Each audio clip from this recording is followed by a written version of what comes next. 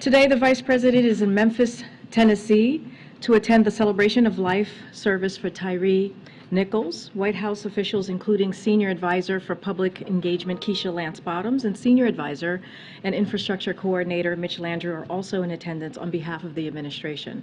As you know, the President and the Vice President spoke to Mr. Nichols' mother and stepfather on the phone earlier to express their condolences and support. The President told Mr. Nichols' family that he would continue pushing Congress to send the George Floyd Justice and Policing Act to his desk. Last year, when Senate Republicans blocked that legislation from coming to his desk, President Biden took executive action, but as the President has said, there is no substitute to federal legislation.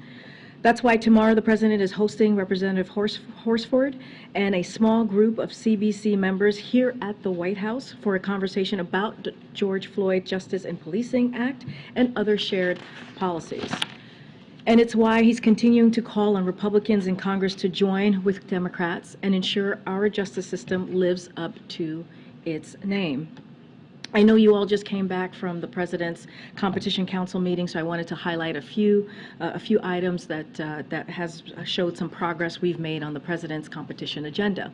Today's Consumer Financial Protection Bureau (CFPB) rule would save consumers as much as $9 billion a year in excessive credit card late fees. The NTIA report today provides recommendations to give consumers more control over their devices. And the President is calling on Congress to pass a junk fee prevention act, which would crack down on excessive concert and entertainment ticket fees, ban airline fees for families to sit with young children, eliminate exorbitant early termination fees for TV, phone, and internet service, ban surprise resort and destination fees at hotels, and also, more broadly, we are making progress limiting junk fees, which can cost hundreds of dollars a month.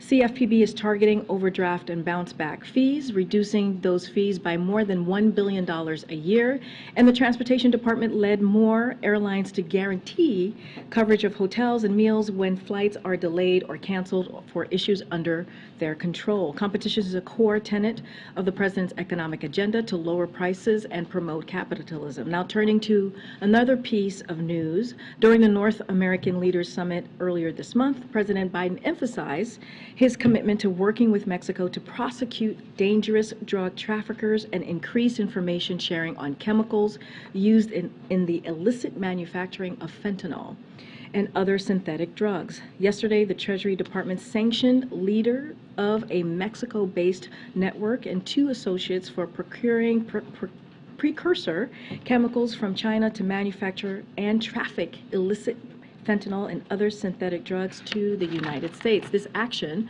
was coordinated closely with the government of Mexico and will play a role in disrupting the importation of chemicals to the United States, and we will continue to closely coordinate with Mexico and our regional partners to disrupt the transnational criminal organizations that are trafficking illicit fentanyl into the United States.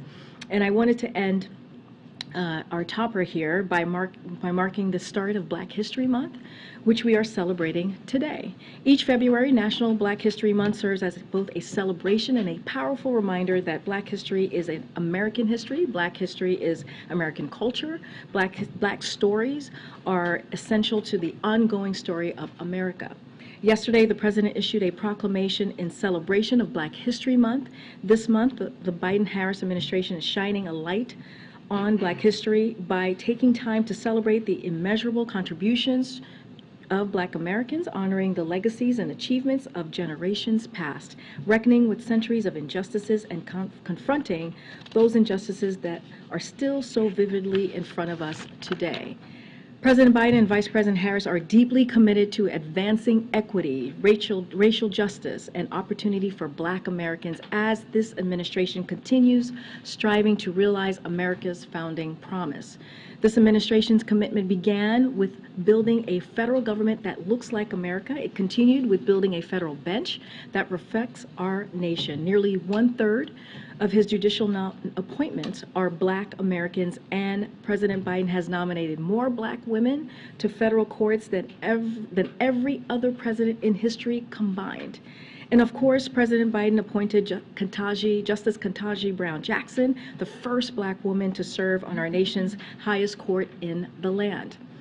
And in just 2 years, the Biden-Harris administration has delivered real and lasting change and continues to work each day to deliver equitable outcomes and opportunity for Black Americans. Whether it's rebuilding the economy, where the unemployment rate for Black Americans is a near record historic low at 5.7%, or providing nearly $6 billion in historic resources and support for historically Black colleges and universities. But of course, even as we make meaningful progress, not a day goes by, and especially not this day, today, without real reminders of how far we have left to go. The Biden administration will honor and continue the work of Black Americans who have created a more fair and inclusive democracy, helping our nation move closer to realization of its full promise of opportunity and justice for all. With that, Songmin. One question on police reform. Can you talk about the president's message to the CDC members when he meets with them tomorrow, and what new sort of strategy the White House has for getting police reform through Congress? And I ask that because one of the CDC members told one of my colleagues today that the president is, quote, missing the opportunity to be a historic president when it comes to these issues, and that he's been a champion of the status quo in many ways. We need him to be a champion of a new vision for America. So look, the president is very much looking forward to meeting with congressional the members of the Congressional Black Caucus, and to have a real conversation about how to move forward on police reform and other shared policies, as I mentioned moments ago. Look, these are members that the president has had a long-standing relationship with, as you all know, and it is a collaboration that we see this conversation becoming a collaboration again on dealing with an issue that is truly affecting the Black community and also the brown community as well. And you know, to the statement that you just laid out from a Congressional Black Caucus member, I would say this, you know, and I said this at the top. When the Senate Republicans blocked and would not move forward with the George Floyd Policing Act, the president acted. He acted by moving forward with taking executive action. And that shows, we believe, and the president believes, how important this issue is. And by bringing the Congressional Black Caucus tomorrow to the White House, it also shows the president's commitment to working with Congress on trying to figure out how do we move forward. Again, it does not take away from the fact the way that we're going to deal with this issue is to have federal legislation. That's how we're going to move forward. Again, the president took executive action. He was very proud that he was able to do that when the Senate Republicans in particular, blocked what Democrats were trying to do, and he took action. And I think that shows his commitment. And on documents, Ian addressed a version of this at the Sticks a little bit ago, but I'm wondering how the White House can claim that they are being transparent when the FBI search of the Penn Biden Center that happened months ago was not proactively disclosed to the public, and what should the public take away from the fact that you are keeping information like this from the public? Look, I'm going to be very prudent from here. I'm going to be very consistent from here. I'm just not going to comment anything that is related to what is currently happening. This is a legal process. As you just mentioned, my colleague was right outside these doors answering many of your questions. He has done that these past couple of weeks, I believe 4 weeks now, and he'll continue to do that. Anything that is specific to this particular process, I would refer you to the Department of Justice and also, again, my colleagues at the White House Counsel's Office.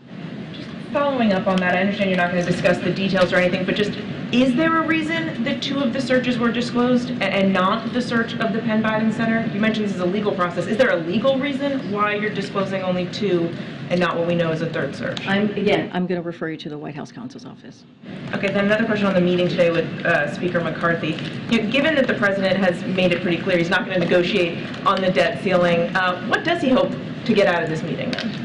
Look, we have said before, the president is looking forward to working closely and trying to figure out how he can deliver with Republicans who are willing to work in a good faith bipartisan way. He said that right after the midterm elections, and he will continue to make that effort.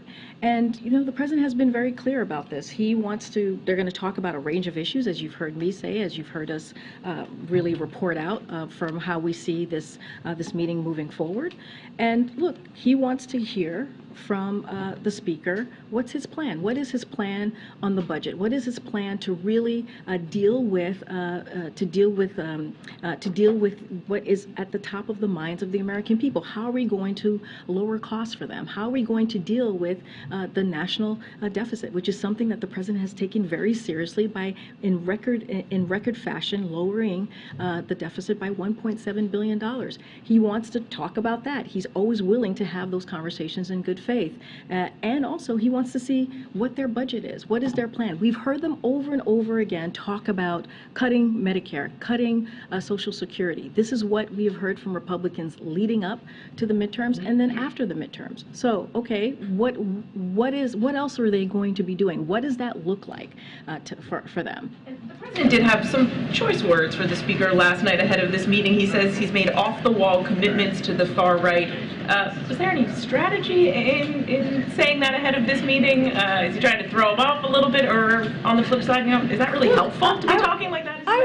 I will say this, like, we understand what the speaker is going through. He has a caucus that has put forth some pretty extreme ideas, some extreme options in front of the American people, cutting Medicare, cutting Social Security. That is what he's dealing with. And so what we're saying is that, okay, well, this is what your caucus is saying. This is what your conference is saying. What's your plan? And I think that's what he is acknowledging, really, what the speaker is currently dealing with. But look, as we talk about we talk about the meeting that's about to come up very shortly and what they're going to discuss, again, a range of issues. The president had meetings, as you know, with the Democratic leadership just last week. He's looking forward to having this conversation. You saw a memo yesterday asking the speaker and really Congress, Republicans in Congress, are they going to live up to their constitutional obligation? Are they going to lift the debt ceiling, as many of them did, including Speaker McCarthy 3 times under the last president? So that's number one, their obligation. Are they going to live up to that? And number two, what's their plan as it relates to the budget and dealing with issues that truly matter for the American people? Kareem, what is the current number of documents bearing classified markings that have been found in the president's residences and offices? I would refer you to the White House counsel's office. Ian just declined to comment on that as well. There you go. You got your answer. On debt, would the president veto a bipartisan bill that included both spending cuts and a debt limit hike, similar to the 2011? So I'm certainly not going to, well, I'm glad you mentioned 2011, because I know there's been a lot of reporting on that. And I just want to be very clear. In 2011, the Obama-Biden administration negotiated in good faith, but congressional Republicans' recklessness caused a historic blow to our economy. That's what we saw in 2011.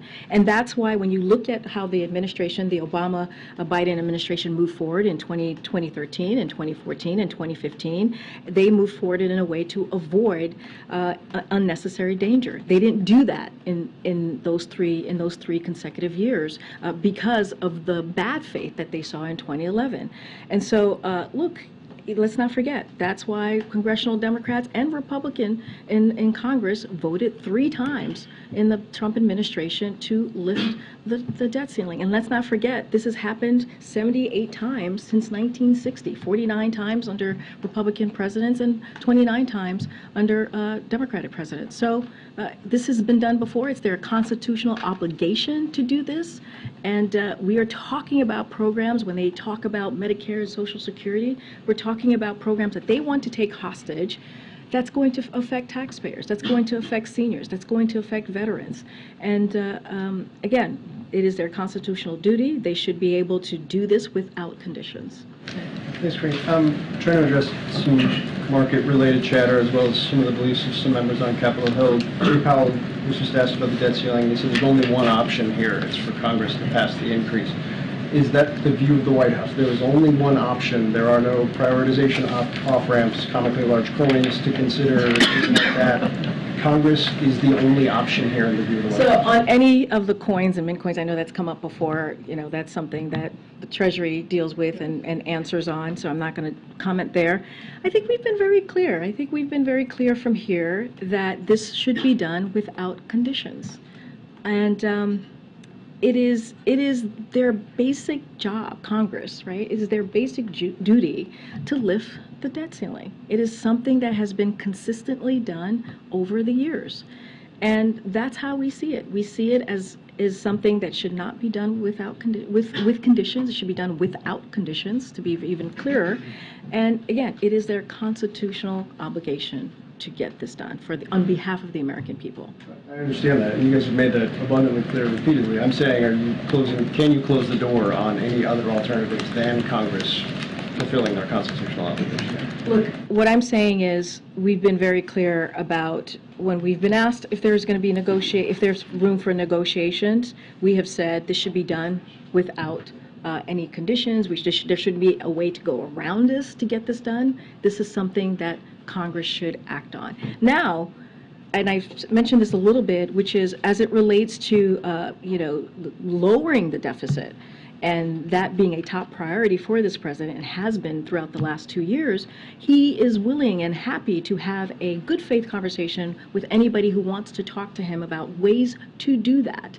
And that's why he's been able to, in the last 2 years, we've talked about it, I just mentioned it, in record fashion, $1.7 trillion, which is the largest decline in American history. That's what the president has been able to do.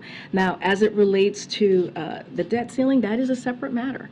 That is a different matter. We see this as a constitutional obligation that they have, that Congress has to act.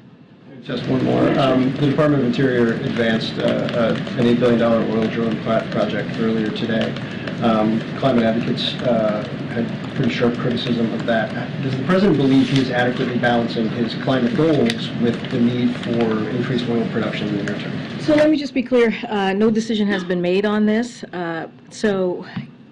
Now, if you're asking about the president's commitment to tackling climate crisis, as I think you were just saying, the president has done more than any other president on this front. And he's taken bold executive actions to accelerate clean energy manufacturing. He's secured historic legislation to make communities more resilient to the impacts of climate change and lower energy costs and so much more. And he continues to deliver on historic climate change action while carrying out the law and meeting our energy needs. Again, no decision has been made yet. This is something, as it relates to this particular project, the final decision is going to be made by the Secretary of the Interior. But this is a president that has been committed to climate change, and you see that again in his actions. Thank you. You were mentioning police reform, how the president has said that he wants legislative action. It doesn't seem like there's more momentum at this point for the George Floyd bill. Is there anything being considered as far as executive action? I realize he signed the order last summer, but anything additional as far as executive action? Let me just say a couple of things here, because I think people forget what the executive action did and that the president took. Again, he took this step when Senate Republicans blocked the George Floyd Policing Act and would not move forward with something that's incredibly important. So if you look at the executive action, it resulted in immediate changes like mandating stricter use of force standards and body-worn cameras. It banned chokeholds and restricting no-knock warrants at the federal level. It set the new standard for effective, accountable policing at the federal level as well. It also incentivizes reform at the state and local level through grant making and accreditation standards. But again, we understand there's a lot more work to do, and the way that we're seeing this, the way that the president sees this, in order to have long-lasting change, we have to have federal legislation. That is the way that we're going to be able to see a real difference in communities as it relates to police reform. And that's why he's having the caucus here. He's going to have those conversations and see how we can move forward. There were some things that were revised in that order compared to earlier draft orders. There were on use of force. It originally said that officers would only be able to use deadly force as a last resort. That was changed to when necessary as well. So it did revise, but there were additional things that some criminal justice advocates were calling for as well. So is there anything additionally, noting what's in there, that's being considered in case we don't see Congress move? So again, the president has taken this very seriously by putting forward an executive action. As you just laid out, we went back and forth and talked about what was in the executive action, but he truly believes in order to make real reform here, we have to get Congress to act. And this is a president that has been told many times, you cannot get this done, you cannot get that done, and we have, And if you look at the last 2 years, I think more than 250 pieces of legislation that became into law were bipartisan.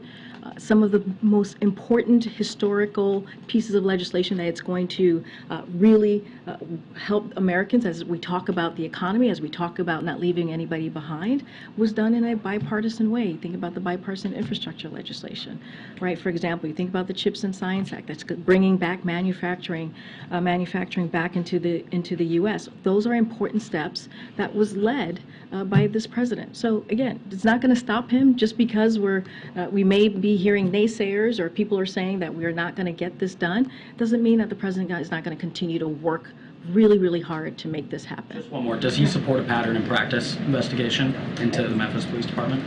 I'm just not going to get into any specifics as to what's happening currently in Memphis. As you know, there's an ongoing investigation. That would be Justice Department, though.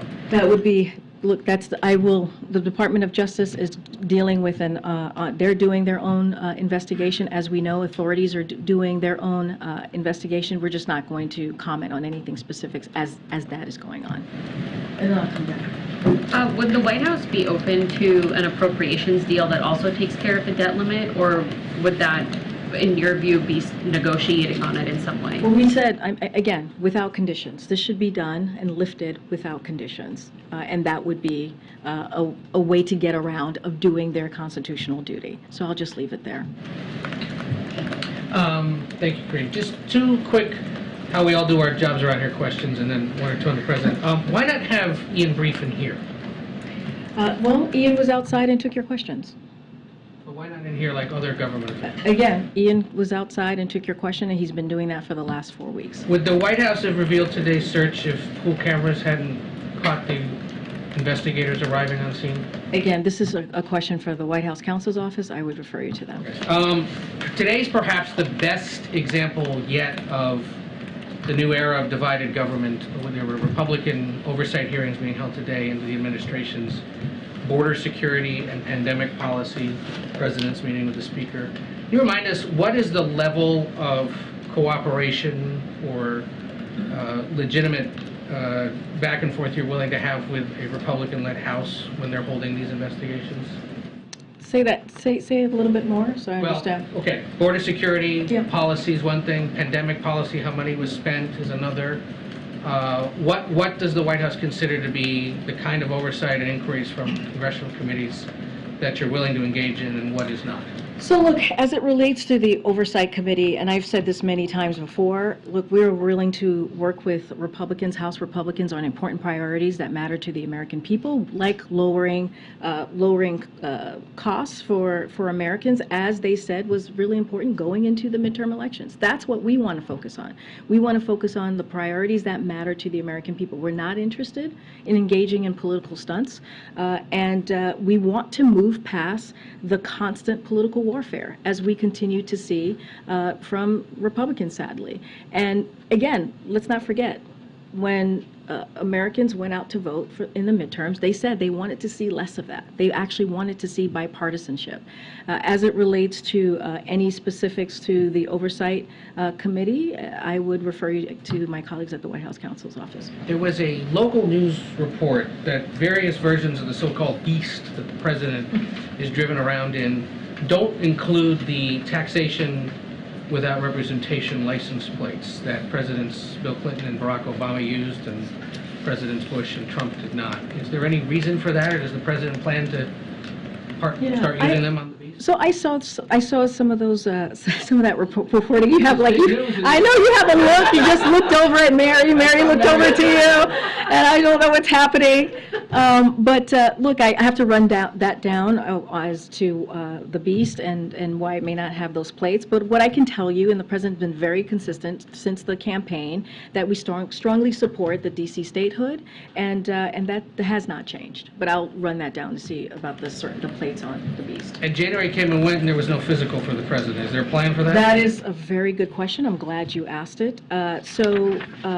Just to answer that question for you, the president physical will be completed February 16th and released publicly in the same manner as it was back in 2021. So we have a date for you. We wanted to make sure we had a date for you. Yes, and just to give you a little bit more of information, I know folks were wondering why it hasn't happened yet. This was literally a matter of scheduling around what has been an incredibly busy schedule for the president the past several months, evolving schedule, travel schedule in recent weeks, as you all have seen for yourself. But we have a date in the books, and so wanted to share that with all of you. Thank you. Thank you. I wanted to ask you about the India-US initiative of critical and emerging technologies which were launched yesterday. NSS Sullivan said that it is the next big step in the relationship, and he also said that this is an initiative led by President himself.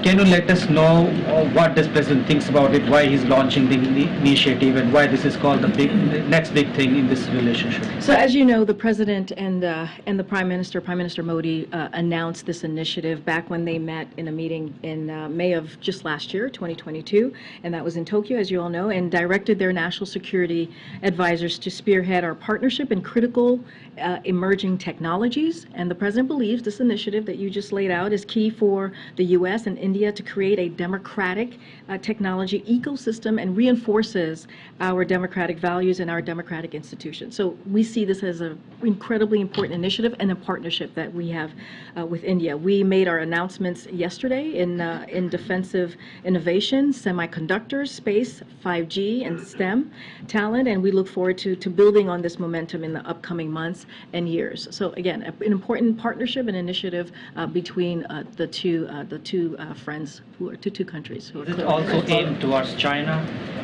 So look, I mean, you can't ignore the geopolitical context that we live in, as you asked me about China, but this initiative is not about any country or one country.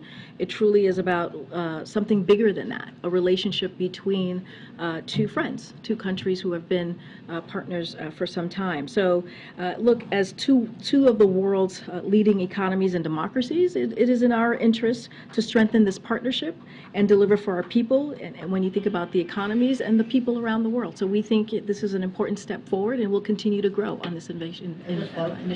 Thank you. One more on the deficit reduction talks as it relates to the debt limit. So is the position of the White House that you don't want to negotiate obviously on the debt limit? That needs to happen. You say Congress needs to do that without conditions. So would that mean that any bipartisan proposal that the president agreed to as it relates to deficit reduction or debt reduction would have to happen after Congress raised the debt limit? Well, I mean, I guess I'm just trying to figure out sort of the process here, like what's step one and what's step two. I don't think there's just one step. And the step is they need to live up to their congressional obligation. That's their constitutional obligation, to be even more specific, which is lifting the debt ceiling, something that was done 3 times under the last president. And I've mentioned the number 78 many times because it's happened 78 times since 1960s. 49 times under Republican president, 29 times under Democratic president. This is something that the Speaker himself voted on 3 times in the last administration. So there's only one step here, and the one step is to do this without conditions. But the president has said, and you have said from this podium, that he is open to these negotiations and potential legislation, right, on deficit and debt, right? When we're talking about the national deficit, when we're talking about lowering that, the president is willing to have a good faith conversation, which is something that he's prioritized, right? We mentioned the $1.7 billion that he was able to lower the deficit, and because of the economic policies that he's moved forward with. So he takes that very, very seriously. Now, if they want to have a good faith conversation about that, he's willing to listen. But right now, all we have heard from the Republicans in the House, to be very specific, the extreme Republicans in the House, to be even more specific, is that they want to cut Medicare, they want to cut Social Security, hold that hostage, which is something that should not be done. It would lead us into chaos. So it is a direction that we think is wrong, a direction that should not be taken. We think that when it comes to lifting the debt ceiling, it should be done without conditions. All right, I'll come back down. Can I ask about police reform really quickly again, follow up on some questions you received, Corinne? Thanks. Senator Graham is floating a compromise idea that would keep qualified immunity for officers but would get rid of those protections for police departments. Would the president support a compromise of that kind? So I haven't seen that piece of legislation. We certainly would have to go back to our policy team to talk through that legislation from Senator Graham. What I will say, though, is the president wants to see action in a bipartisan way in Congress to deal with an issue that's clearly critical. As we're watching what's happening today, we're watching a family bury a loved one. And he believes the way that we're going to make transformational change on this issue is to have legislation. I don't want to speak to something that I have not spoken to the team yet. It's possible, the George Floyd Justice and Policing Act, it doesn't have to come in the version that it pre-existed in, right? You guys are open to some changes to that? Is that a yes? I mean, look, if it's in a bipartisan way, if it's Republicans joining Democrats in a real way to bring forth transformational change, we are willing to have that conversation. Look, tomorrow's caucus is going to be very important as well. And we're going to talk to the CBC members and talk through what their ideas are and what they're thinking. But again, we think that legislation, federal legislation, is the way to move forward here. Separate question. I asked this of Ian Sams outside when he took our questions earlier. I want to ask of you, though, because I think it is for the wider White House, not just the special counsel's office, which is, did anyone at the White House tell the National Archives at any point not to issue a press release about the discovery of classified documents? I would really refer you to the White House counsel's office, who has been running this process, and refer you to them. Even if it's something that's not just in their purview, it would be wider within the entire White House? Because this is, when it relates to the DOJ, when it relates to special counsel, this is something that's been under their purview, so I would refer you to them. Thanks, Corinne. On the show up to work telework bill, I wanted to see if you could tell us what the White House's position is on that piece of legislation. It seeks to end telework for federal workers, so they'll go back to work in downtowns, and whether or not President Biden would veto it should it pass. So a couple of things. I just want to take a little bit of a step back and kind of take us back to when the president first walked into this administration, and what he had to do and was able to do was really do a whole of government process in dealing with COVID and what we saw at the time.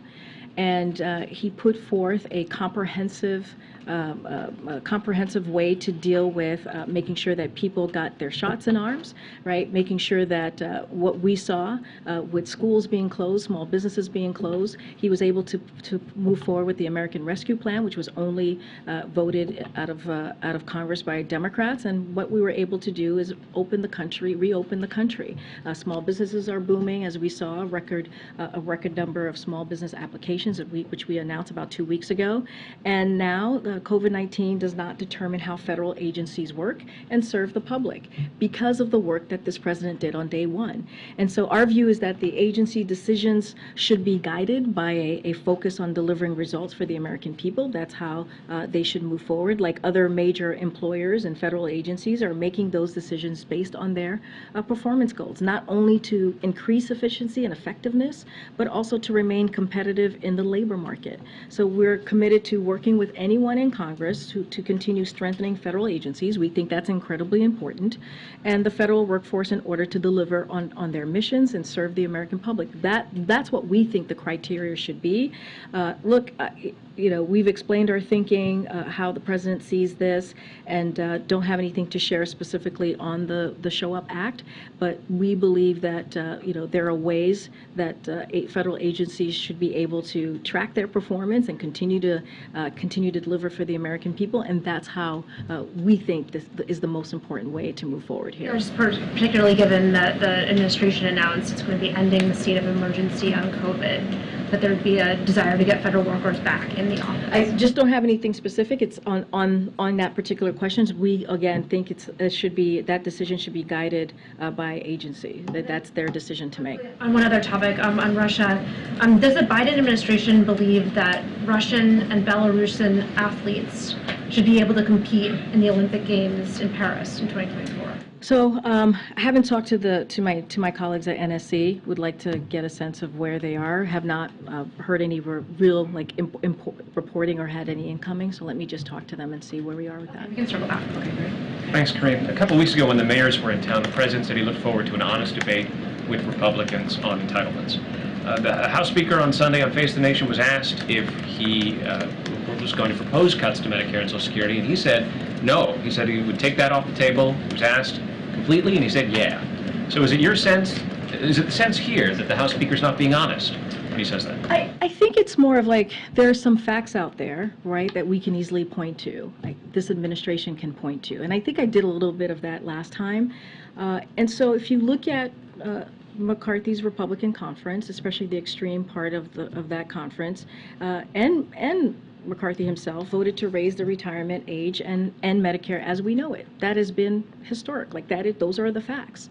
And just last year, the Republican Study Committee, which includes most House Republicans, reiterated those calls to cut Social Security and Medicare. When Republicans call for these cuts, they do so under the guise of strengthening the programs. So, you know, when the Speaker McCarthy says he wants to strengthen Social Security or Medicare, but rules out making the wealthy and the big corporations pay their fair share, so that leaves just to one option, which is cuts. And again, many outlets in here reported what House Republicans were thinking about when it came to this new Congress, the new 118th Congress.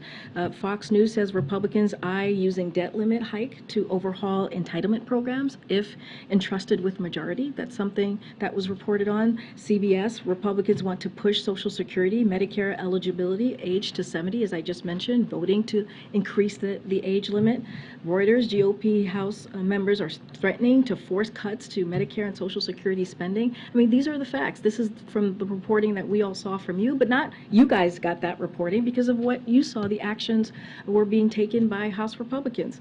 Washington Post, House GOP eyes Social Security, Medicare amid spending battle. So this is something that they have said over and over again for the past several months. And there is also voting that could be looked at on how they have treated this issue of Medicare and Social Security. So they've been very vocal and they've been very clear. And so what we're going to do is we're going to stand up for the American people, fight for the American people, and protect Medicare and Social Security, which the president has said himself and been very clear about. Setting entitlements aside for a moment, one of the other things that Republicans are saying is that there ought to be a reduction in discretionary spending.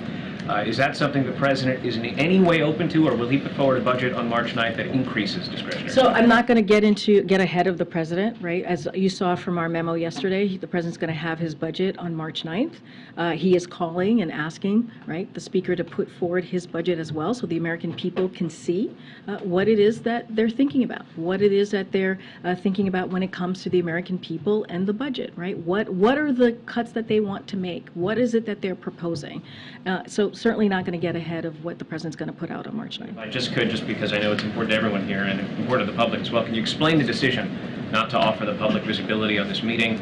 It's tradition for the press to be brought in when the president speaks to the Speaker of the House. Look, not all the time. The president has had many conversations, one-on-one conversations with member of Congress. Totally understand. I get the question and understand why there is interest in this. But we have done it many times before where we've had private one-on-one meetings with members of Congress. And not just in this administration. We've seen it under President Trump. We've seen it under President Obama. And I know the Big Four there was a pool spray for that one, but it was the Big Four. It was a different kind of a different meeting, but it's not uncommon. It is not uncommon to have private one-on-one meetings.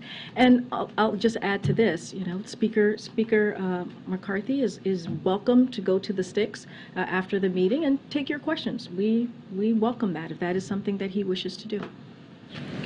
Can you help us just clarify what his position then a little more is on deficit reduction? Like you're saying, McCarthy, hey, give us your plan.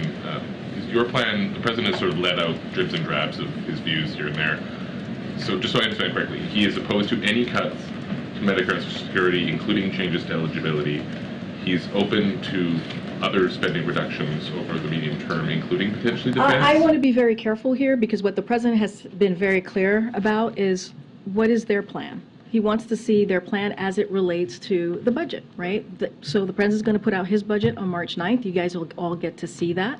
And so we want to see what their plan is. I'm not going to get ahead of that particular piece when it comes to the budget. But of course the president's going to protect the Medicare, right, for Americans. Of course the president's going to do everything that he can to protect Social Security. And when it comes to holding those two programs hostage, the president's going to call that out and say that we should not be holding those two programs hostage on something that is the basic duty of Congress, which is to lift the debt ceiling, something that they should be able to do because it is their constitutional duty. Right, but you're trying to put the debt ceiling aside, and I hear you. Does he want a fiscal reform deal aside from that? Like, does the president want a deal? What he wants to see, what are they putting forth? What is their idea of dealing with fiscal, right? Fiscal priorities. What does that look like for them? So that's what he's going to ask them for, which is what we did in our memo yesterday. He wants to see what is it that they're putting forward. Trying to ask what it is you're putting forward. Is this like revenue is part of that mix as well? Will we talk to Kevin McCarthy about, hey, these are the taxes we want to constrict the deficit that way too? We want to see, we have been very clear when it comes to Medicare, when it comes to Social Security, right? That should be protected. We're going to continue to fight for that. And we've been very clear when it comes to the debt limit, it should be done without conditions. We've been very clear, and we should not hold those two programs and others, not just that, hostage, right? Been very, very clear about that. On March 9th, the president's going to put forth his budget. You're going to see how he sees the budget moving forward in this fiscal year, and so I'll leave it there. And then again, as I said in the memo, you guys read it from Brian Deese and others, that we want to see what their plan is. With the public health emergency, just to be clear, is it the administration's plan to lift Title 42 on May 11th when the public health emergency underpinning it is lifted? So, look, I just want to be very clear on this part too, because I know this question has come up, and I do want to do a little bit of a step back here. The CDC said in April that the Title 42 should lift, but the courts have, as you all know, required us to keep it in place. And so that's kind of where we are. So we do not know when or what the courts will rule, but we must comply with that order. And so we're going to comply with that. As it relates to what exactly is going to happen, because it is a court matter, a court order, that is something that DOJ is dealing with at this time. Even if you lift the emergency, if the court order hasn't been lifted, you're going to keep 42 in place? So here's what we were trying to do, and I'll explain like our thinking here. So what House Republicans were trying to do is they were trying to really barrel toward abruptly and immediately ending Title 42.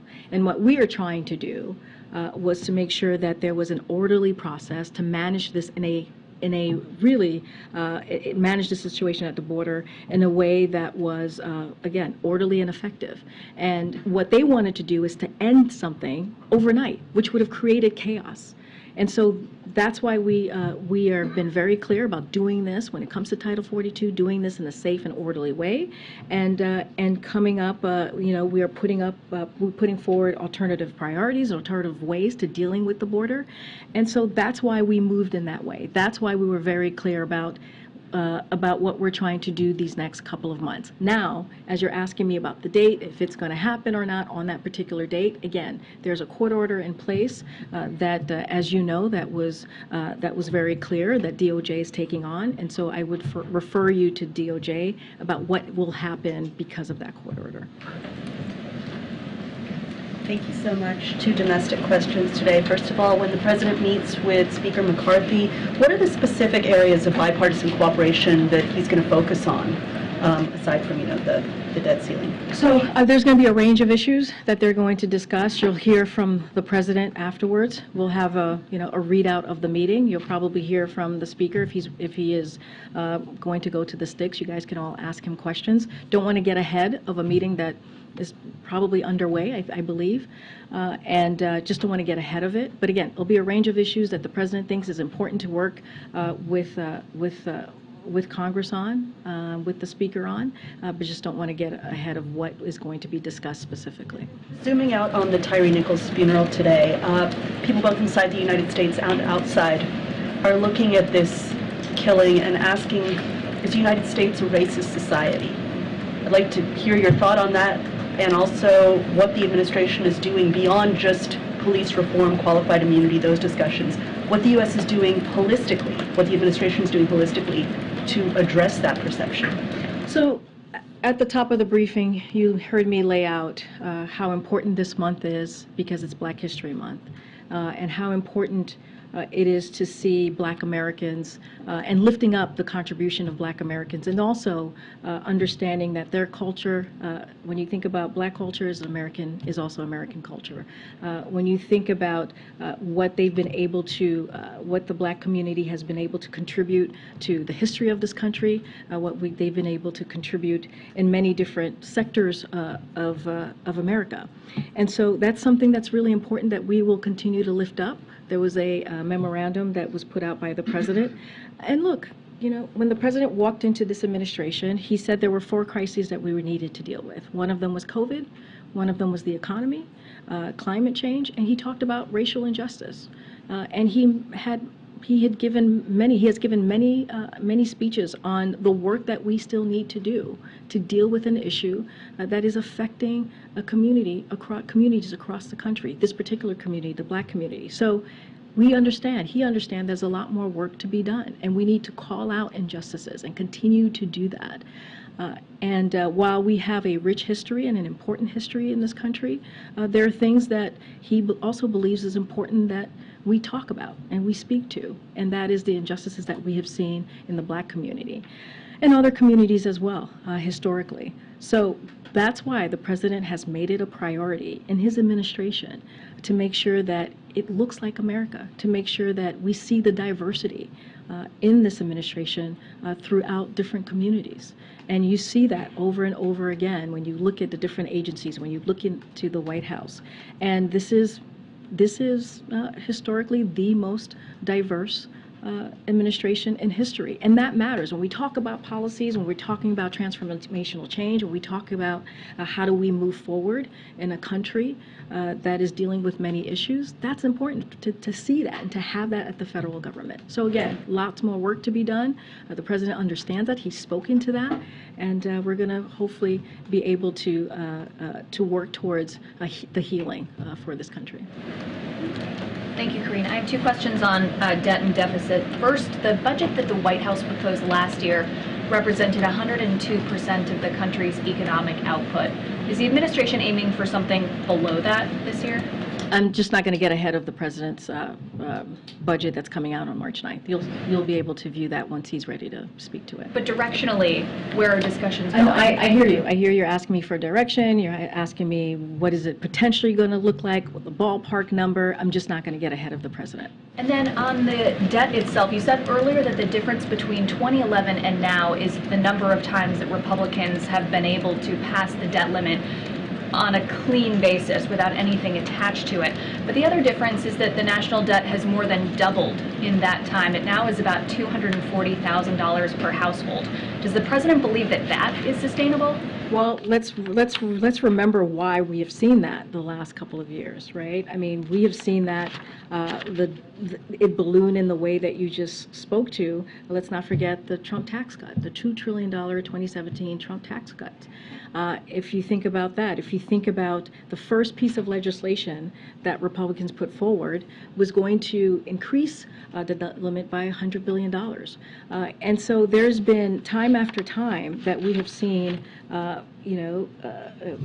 action that has been incredibly, not prudent to what we need to be doing in moving the country forward. The deficit increased every single year under Trump.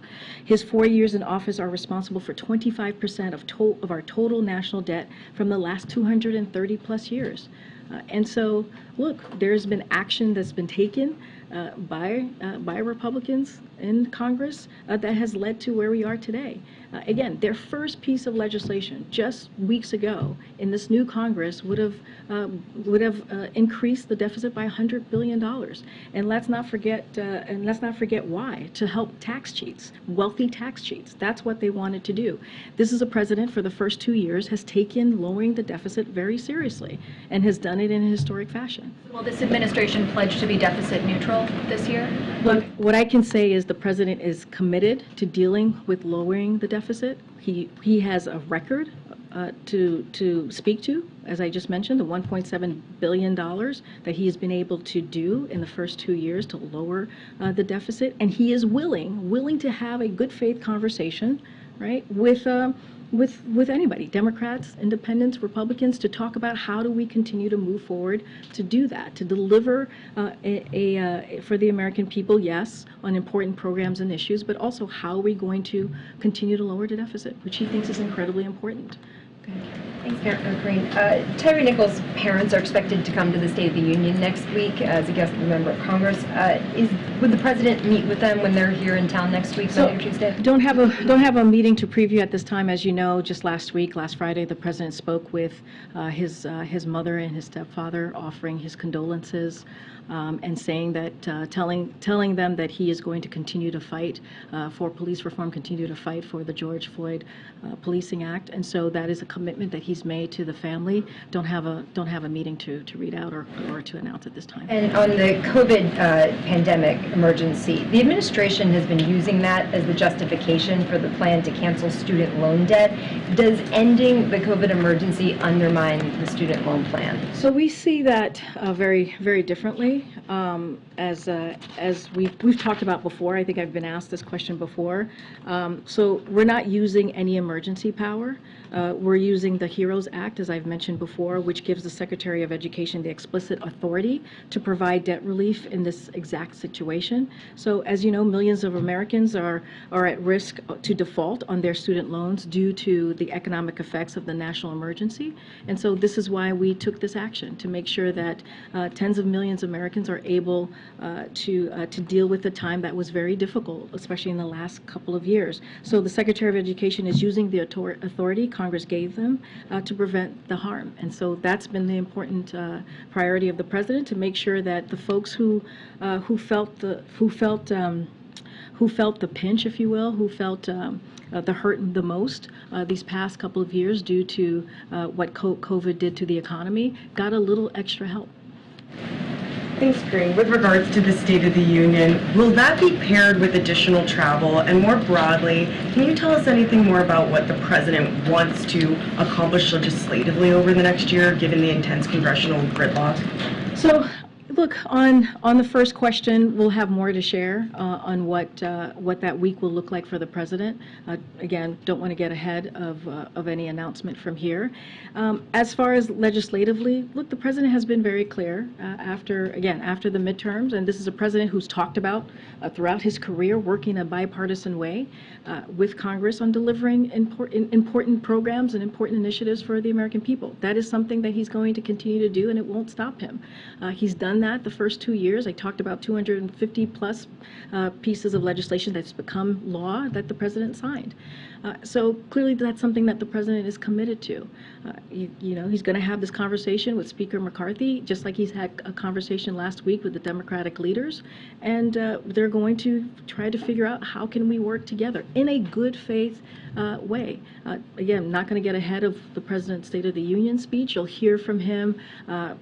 You'll hear from him talk about optimism, talk about possibilities, which is something that you've heard the president speak to, and how optimistic he is for the future of this country.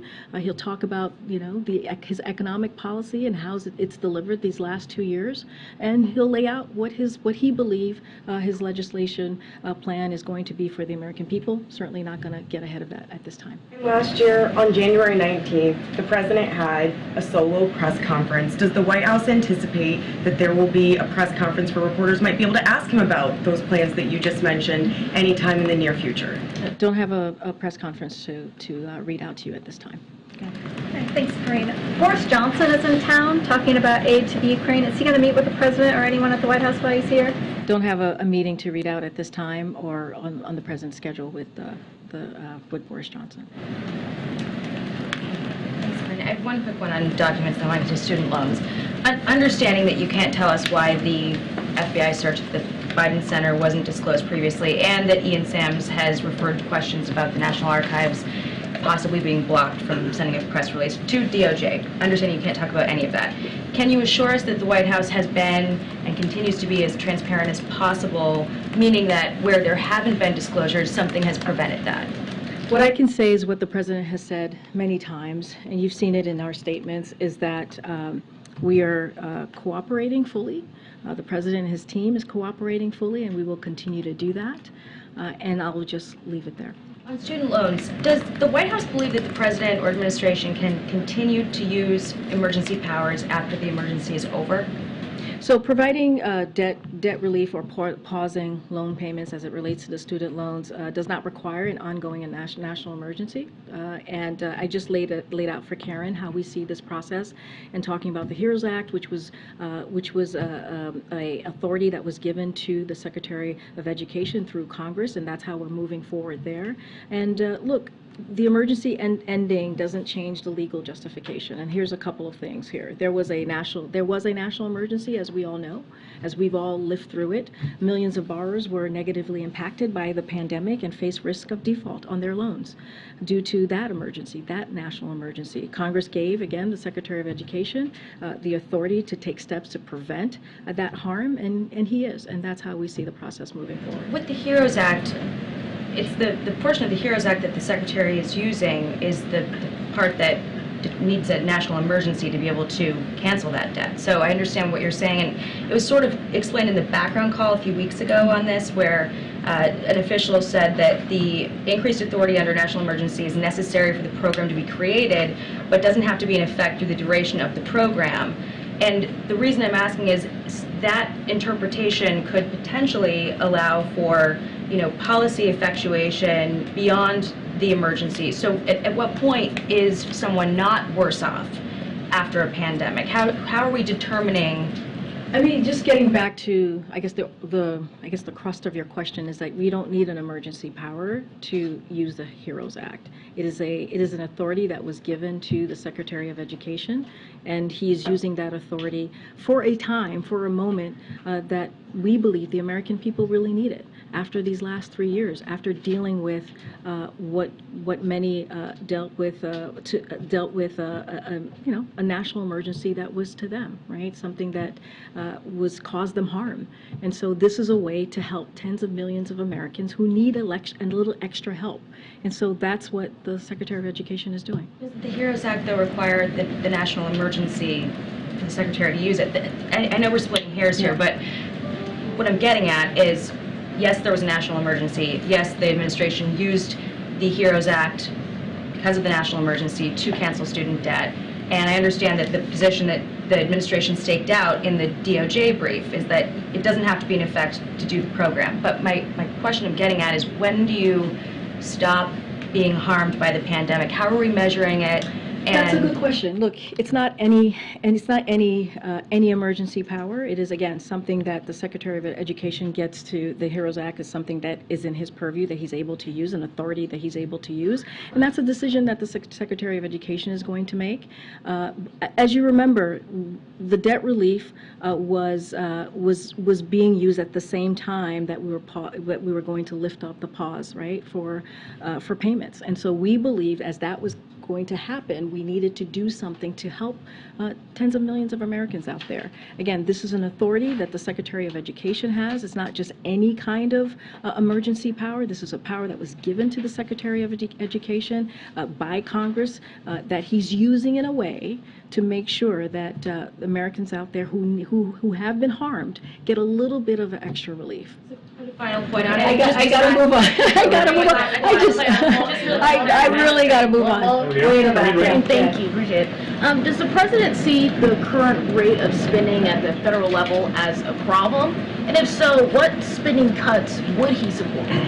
I mean, look, I just talked about what the president has done the last 2 years, right? By lowering the deficit, right? Cutting the deficit by $1.7 trillion. So yes, so that is something that he took very seriously and took action to make that happen. If you look at the Inflation Reduction Act, the Inflation Reduction Act is going to also lower the deficit by hundreds of billions of dollars. That is important as well. Every piece of policy, he has done it in a really responsible way. Every legislation that has been passed by Congress, that has been led by this president, president. He's done it in a responsible way. So yes, he thinks it's important for him to do his job and the best that he can to really address the deficit.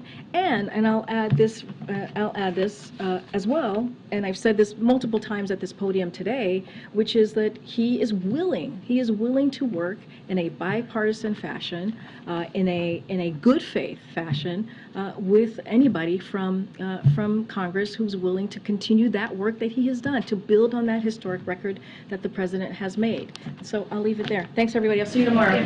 Great. Will the White House let us know what time the McCarthy meeting began? Yeah, we will.